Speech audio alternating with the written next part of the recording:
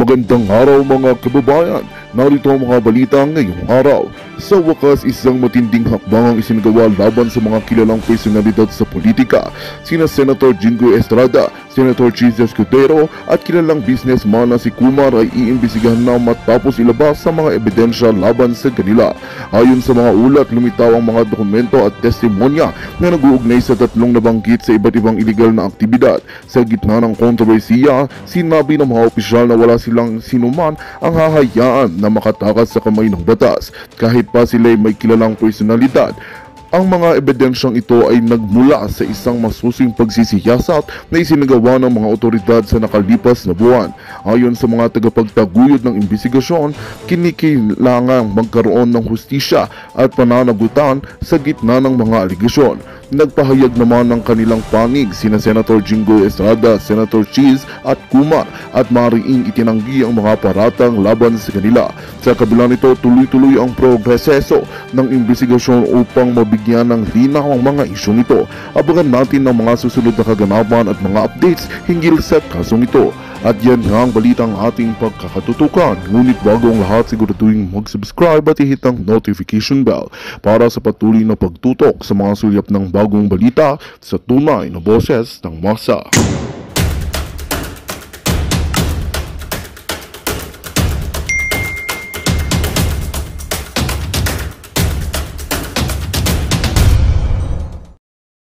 Ikaw, ang puso mo, questionable kung saan no?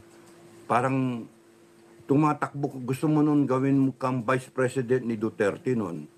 Inayawan ka. Ngayon galit na galit ka sa kanya. Ano ba yan? Kasi kung titignan mo, may inconsistency dun sa ugali mo.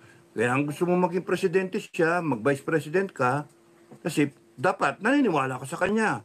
Ngayon nung inayawan ka, para kang a woman scorned na galit na galit ka sa kanya, lahat aawahin mo siya. Ipapa-ICC mo siya. That's wrong. That's wrong. Kung baka sa it makes you na user. Tao, user. Gusto mo lang maging presidente mo siya, i-endorse ka niya because you're after the position. Something's wrong with you. Sa karakter mo. Yun yun. Enough said. Enough said. Joyce Roa Alvarez. TY so much, nakaka-touch experiences nyo plus after ka makipaglaban sa as tabak boy, sa dulo, dog lover pa kayo. Thank you, thank you. Swerte tayo, buhay tayo JL, good evening Captain Dado, nice to see you again. Maraming salamat JL. Danilo, salamat sa kulay. Dennis Cao, thank you. Joyce Roa Alvarez, akin na si Ivory. Nasa si Ivory? Ivory! Ivory! Ivory! Ivory, come.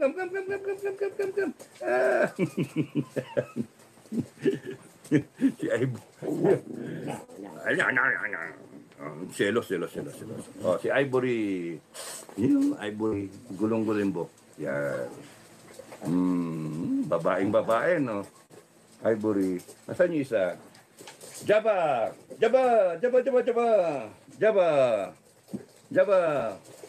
Yo, come.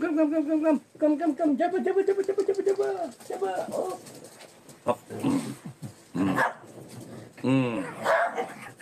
Java. Madila ng dila. Amoy tayo ka. Kumain na naman siguro ng ebak. Diba? Yoko, mabaho ka. Yan. Okay, si Java. Ito yung straight yung sa likod na kulang ng ligo. Tama na. Panay balahibo. Okay, so Teresa Salazar, good evening. Poster Dado watching from Paris. Magandang gabi, Paris. Marietta Alcantara, hello, good evening. Captain Dado, more vlog, interesado ako sa mga comment at advice mo. Reality at good advice para sa mga Pilipino na na botante. Hello sa mga Shih Tzu at Honey Mo General. Maraming salamat. Maraming salamat. Oh, minsan nga, nakakahiya na magbigay ng advice eh. Daniel, good afternoon. Watching from Qatar. Qatar. Thank you, Daniel. Hello sa Qatar. Nights and outdoors. Morning po dito sa amin. Good evening po dyan sa punta ka dito. Sir, maghunting tayo ng at firing ng sniper rifles ko. May sarili po akong range dito sa Canada. Wow, sarap naman. Yeah, pagka napunta kami, no? Yes, sir. Nagpapasalamat po si JM sa inyo. Maraming salamat, JM din, ha? Ingat ka lagi, JM. God bless you. Good evening, Sir Dado, watching from Saudi Arabia. Hello, Saudi. Cherry, Betita. Tina Fernandez, may isog dito sa Hong Kong bukas. Joyce Roa Alvarez, Captain Dodge. Pangsin naman anong nito? Captain Dodge. Pangsin naman ano yun? Bob. Sorry hindi ko maintindihan. John Harrison, watching from Cotabato City. Good evening. Kapdado, pray natin safety ni ex-Fidea Joe Morales. Oh, pinatala ko na yung anghel ko, ha? Wala muna akong anghel de la Guardia, pinadala ko na sa kanya. Ganun ako sa langit, eh. Ganun ako. Pagka I want somebody protected, ini-invoke ko sa kanya na tanggalin mo na may anghel sa akin. Punta muna dun sa taong kung gustong maprotektahan. I do that sa mga kapatid ko, sa mga mahal ko, mga anak, ganon. I do that. And even to special people. Pinapunta ko na yung anghel ko doon. So, yung anghel ko na yun yung magiging close in security. Pero invisible, may stealth siya. Alam ni JM kung paano mag-ingat. Alam mo paano mag-ingat. Basta wag ka magtitiwala kahit kanino. Sukbit ka lagi ng ng gamit. No, sukbit ka lagi. Tsaka naka-chamber lagi. Kaya nga lang baka basta mag-chamber ka lagi ng round. Kahit sa loob ng bahay. Joyce Roa Alvarez, super love that dog lover din kayo. Maraming salamat, Joyce, ha. No Jeff NT. May live interview si JM ngayon, sir. O nga, sige. Thank you, magandang gabi. Sabi ni G-Mom, Zil, Alan, Pascual, ay salamat, idol. Inabutan din kita sa live, mabuhay. Kaso, I'll cut it short na nga eh. Dennis Chow, sir, magandang gabi. Dobleng pag-iingat nyo po sana, sir. Okay lang ako. At siyempre, si Sir JM, mas kailangan ni JM ngayon. Talagang tagilid si JM. Kaya kinakailangan ilabas lahat ng ebidensya para that will protect JM, na kinakailangan ilabas lahat ng ebidensya para protektado siya. This is sinasabi ko kahapon, this is not a game. This is not a game. This is about lives of people. Nakaka-PI yung ginawawa siya, putragis siya. Mga senator natin eh. Bato, tama lang yung ginagawa mo. Huwag ka lang magpadaig sa mga protocol, no? Tayo, upper class, underclass protocol. Be the chairman, command. Kung, sir, sobra na yan, sir, tahimik ka na muna. Sir, 3 minutes. So, ang kailangan ko lang ibigay sa inyo, 10 minutes kayong lahat. Yung ganun ba? O, tig 2 minutes lang. Sir, ano yung sasabihin nyo? Summary. Linawin ko lang. It's all about what? Paninira dito kay JM? Okay, accepted na, sir. O, sabit mo sa akin lahat ng paninira. O, di siya nakasalita. Kasi, nangyayari, nagagamit yung time na could have been used in ferreting out the truth. Ang nangyayari, nagagamit yung time para lalong silaban yung pagwawalang niya kay JM. Kahit sabi ko nga kahit yan ang pinakawalang yan tao sa buong Pilipinas, sa buong mundo na. Out of 8 billion, yun yung pinakawalang niya, pinaka itim ang budhe.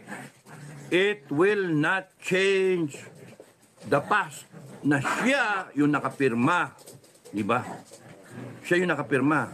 And hanggang ngayon, walang nagpo-forward na sinasabi, hindi, ako yung pumirma. Hindi totoo yan. Wala nga magkano eh.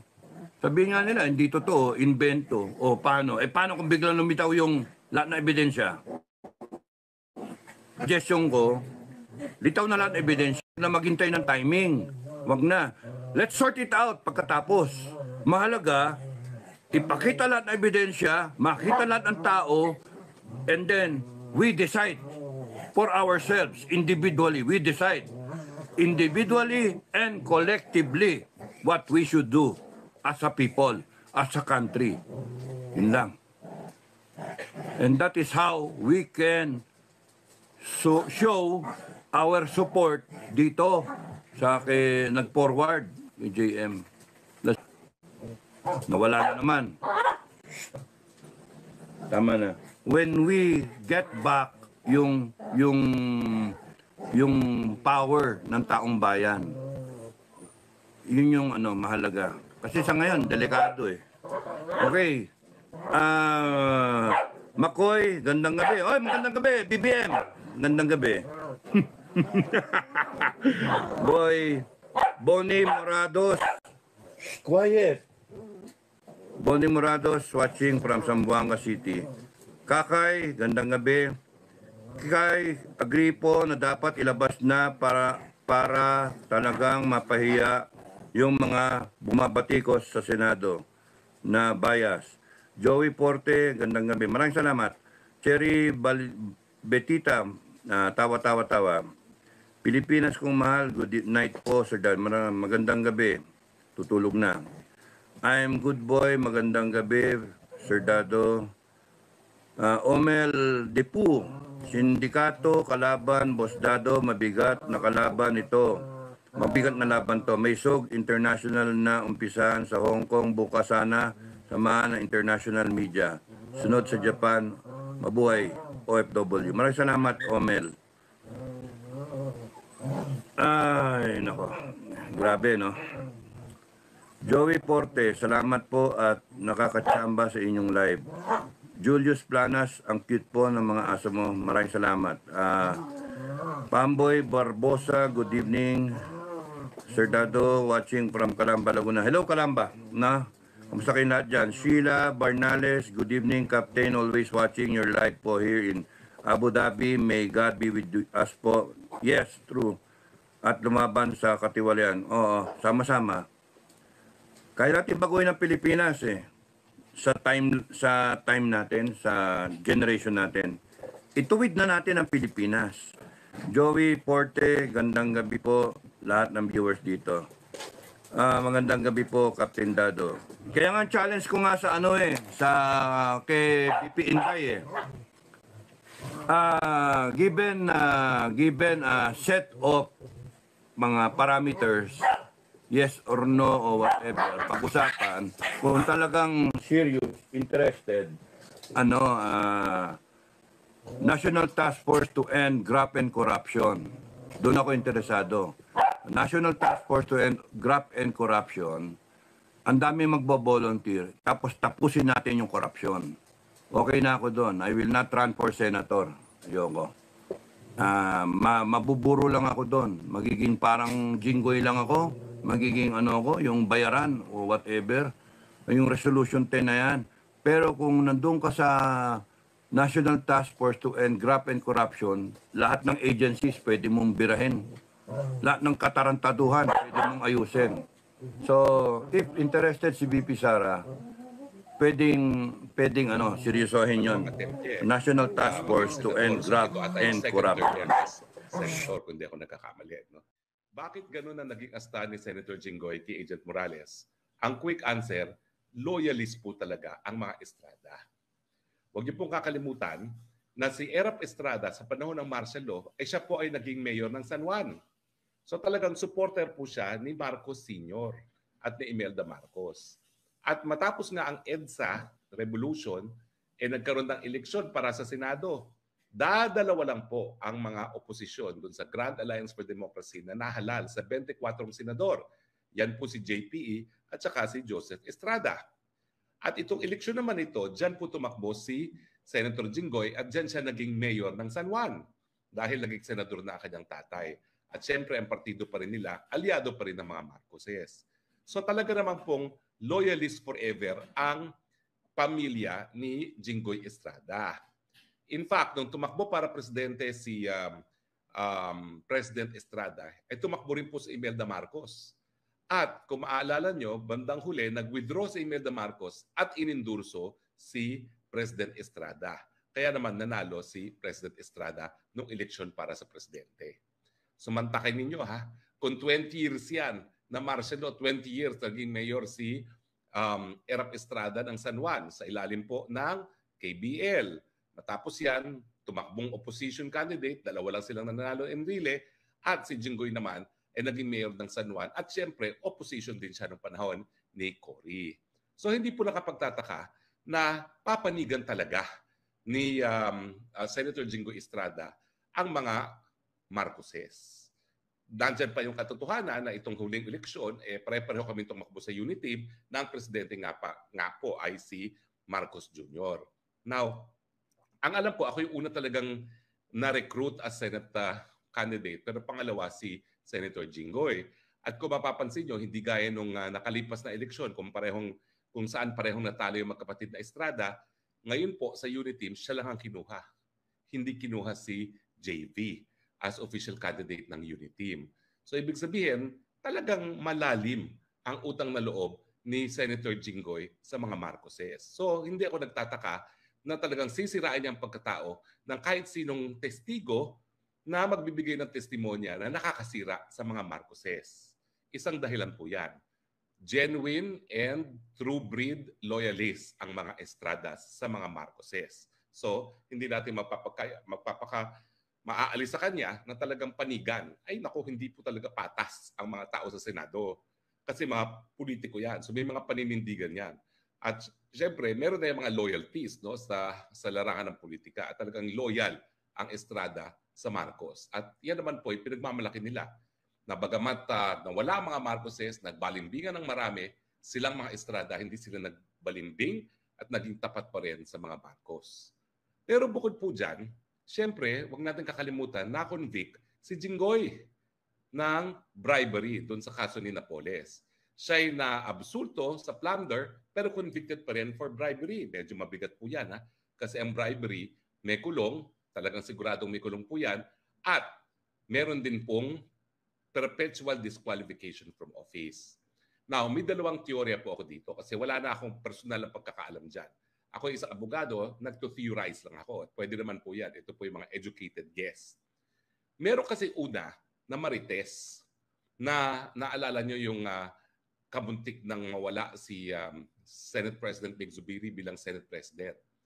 Ang nag-instiga daw nyon ay si Senator Jinggoy. Ito naman po ay ayon din sa mga senador no, na mga informante natin. At ang nag-udyok dyan ay nadiskubre daw ni Senator Jinggoy na merong parang, kung di ako nagkakamali, kung 24 silang senador, parang 24 or 36, hindi ko po alam kung 24 o 48 billion na infrastructure funds na sinulo daw yung leadership. Senate President, Senate Pro Tempore at Majority Floor Leader. Anyway, yan ay sabi rin ng isang senador no, na nagmamarites. At nadiskubre na sinulo nga nila. Ang nakadiskubre daw si Senator Jinggoy. Kaya nung inilabas niya yan, nagalit yung ibang mga senador, so nagkaroon ng banta doon sa Senate presidency ni Senate President Zubiri. Bukod pa dyan, ito, marites na ito ng senador na nagsabi sa akin, humingi daw ng tulong itong si Senator Jinggoy kay Lam. Kasi alam niyo si Lam, First Lady, pero yan ay Atenista. Merong 6 na Atenista dyan sa Supreme Court na halos lahat po, contemporary niya sa law school. Di ba niya kaklase, sabay-sabayan, kasabayan sa law school. So humingi ng tulong. So parang ang naging arrangement daw, ay sige kasi si Biggs naman hindi makadeliver sa charter change, tutulungan kita, kunin mo na rin ang Senate presidency. Kaya nagkaroon ng tangka talaga na alisin si Mig Zubiri. Pati po ko nasunog kasi ang sabi na aking informante, lutong-luto na, talaga matatanggal na siya. So yan yung isang kwento. Pero isang kwento naman, whether or not nagkaroon nga ng banta kay Mig Zubiri, ang katotohanan ay meron tayong tatawagin na Robin Hood Padilla formula. Ano ba nangyari kay Robin Hood Padilla? Si Robin Hood Padilla na-convict din for illegal possession of firearms. Pero siya ay binigyan ng absolute pardon ni President Fidel Ramos. At yung absolute pardon, re-restore yung kanyang civil political rights na po pwede siyang mahalal muli. So ang pangalawang teorya, bukod doon sa unang-una, mukhang nakipagkasundo siya kay Lam para maging Senate President in exchange for tutulungan siya sa kaso niya. Ang isang teorya pa ay aayusin ni Jinggoy Estrada ang pardon, gaya ng ginawa ni Robin Hood Padilla. At yung kanyang pardon ay magiging absolute pardon para siya ay makatakbo pa rin ng pangalawang termino. Kumbaga, yung pang-apat niyang termino dahil nahalal na yan minsan, di ba? O parang pangatlong termino niya kasi natalo siya dun sa pangalawang attempt niya na maging senador. So ito ata yung second term niya as senator, kung di ako nagkakamali. No? So yan yung mga teorya. But in any case, kahit saan mong anggulo tignan, kinakailangan good shot siya kay Lam, good shot siya kay PBBM.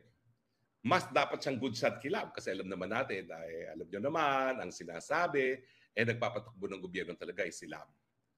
At tingin ko naman, dahil nga doon sa conviction niya, mas importante si Lam kasi si Lam yung kakilala anin na justices. No? Pero sa akin naman, tingin ko, mahihirapan pa rin siya ma-influensyahan. Kasi ako, kilala ko yung justice na nag-convict kasama ko po yun sa Michigan. Kita nyo yan. Pwede naman yung